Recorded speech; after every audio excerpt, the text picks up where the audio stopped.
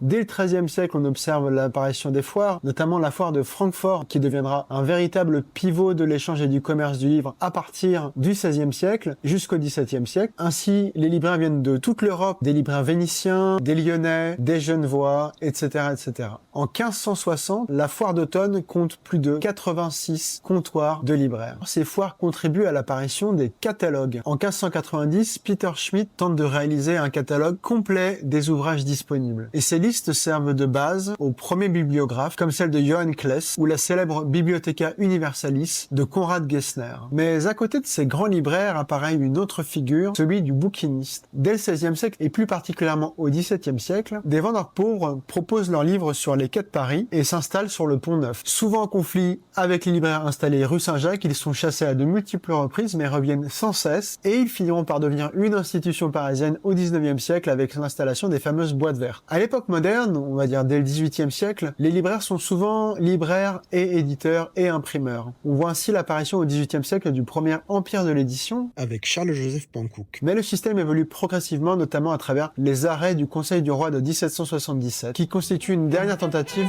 de réforme du système du livre de l'Ancien Régime.